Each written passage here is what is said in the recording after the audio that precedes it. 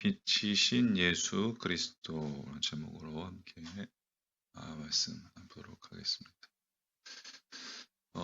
이제 스데반의 순교로 시작된 유대교의 박해를 피해서 예루살렘을 떠난 이 그리스도인 가운데 상당수가 예루살렘에 이제 멀리 떨어진 이 다메섹으로 피했고 그들에 의해서 이 다메섹의 유대인들이 주님을 영접하는 이들이 일어났기에 사울이 이제 그들마저 잡아내어서 연행해서 죽이고자 했습니다.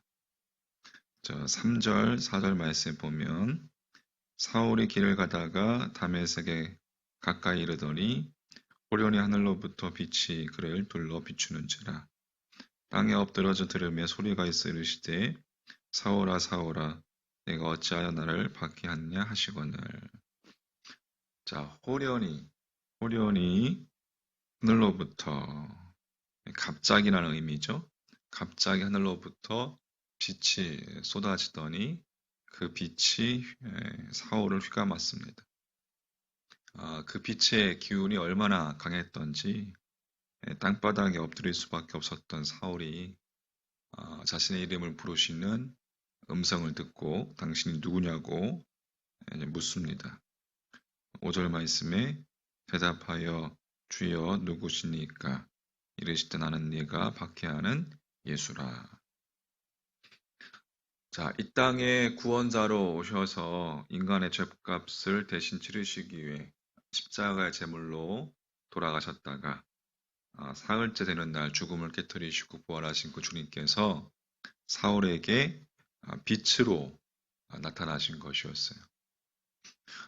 이때 정확한 시간이 몇 시였는지 이때로부터 이제 30년이 지났을 때에 사도 바울은 예루살렘에서 오늘 본문의 시간을 밝히고 있습니다. 사도행전 22장 6절 말씀에 보면 가는 중 다메섹에 가까이 갔을 때에 오정쯤 되어 호련히 하늘로부터 큰 빛이 나를 둘러 비치매. 오정, 즉 낮 12시였습니다. 낮 12시라면 태양이 하늘 한가운데 있을 때죠. 태양이 하늘 한가운데 있을 때입니다. 다시 말해서 빛이 가장 강렬할 때이죠. 다메섹 지역은 중동 지역이고 또 정오의 태양빛은 그 눈부심이 이제 더 심할 것입니다. 바로 그 눈부신 정오에 사울이 빛이신 예수 그리스도를 만나게 된 거예요. 다시 말해서 그 빛은 태양빛이 아니었다는 이야기예요. 태양빛이 아니었고 사도행전 26장 13절에 보면 아그리빠 왕에게 진술하는 내용을 보면 알 수가 있습니다. 사도행전 26장 13절에 왕이여 정오가 되어 길에서 보니 하늘로부터 해보다 더 밝은 빛이 나와 내 동행들을 둘러 비추는지라. 그 빛은 태양의 빛과는 비교할 수 없을 정도로 해보다 더 밝은 그런 빛이었습니다. 사울이 이 대낮 정오의 빛 가운데 비치신 예수 그리스도를 만나게 된 거예요. 그리고 그의 일생이 일대 대전환을 이제 맞이하게 됩니다. 그러나 사울과는 반대의 경우도 있습니다.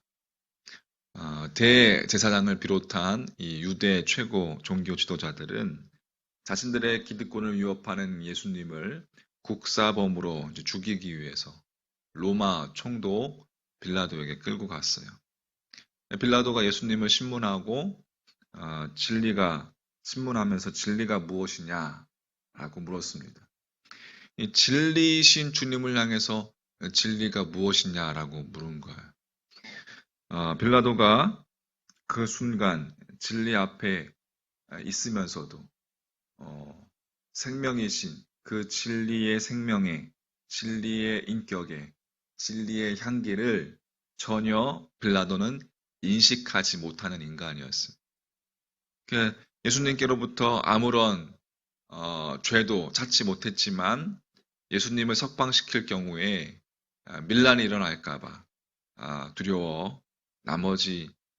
두려워서 예수님께 사형을 선고한 비겁한 지도자였습니다.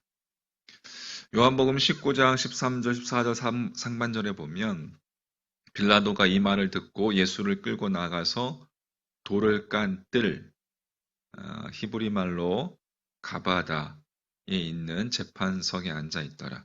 이날은 6월절의 준비일이요 때는 제6시라 되어 있습니다.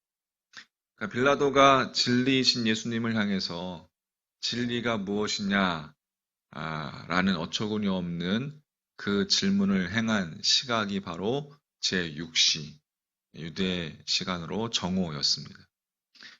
중동의 대낮 정오 눈부신 태양 속에서 빌라도는 인간의 힘이나 능력으로는 결코 없앨 수 없는 이 진리에 대해 사형 선고를 내렸습니다.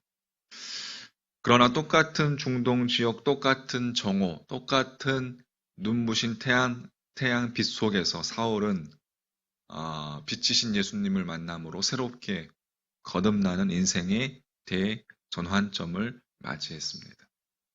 자, 두 사건 모두 똑같이 대낮에 일어났어요. 그렇다면 빌라도와 사울 간의 이 근본적인 차이는 어디에서 시작된 것입니까? 그것은 빛이신 예수 그리스도, 예수 그리스도의 빛에 대한 인식의 여부였습니다. 바울은 빛이신 예수 그리스도를 만났습니다. 그 빛 속에서 세상의 빛이 참 빛이 아님을 바울은 비로소 깨닫게 되었습니다. 예수 그리스도의 빛 속에서 이제껏 세상의 빛 속에서만 살아온 그 바울 자신의 모든 삶이 허구고 거짓임을 처절하게 확인하는 시간이었어요. 자, 8절 사울이 땅에서 일어나 눈은 떴으나 아무것도 보지 못하고 사람의 손에 끌려 다메섹으로 들어가서 사흘 동안 보지 못하고 먹지도 마시지도 아니하니라. 빛이신 예수 그리스도를 만난 사울이 사흘 동안이나 세상을 보지 못했고 아무것도 먹지도 마시지도 않았습니다. 자, 반면에 빌라도 총독은 진리이신 예수 그리스도와 대면했음에도 마주 대하고 있었음에도 빛이신 예수 그리스도를 예수 그리스도의 참빛을 알려 하지 않았습니다. 그는 오직 세상의 빛만 빛이라고 속단하고 있었어요.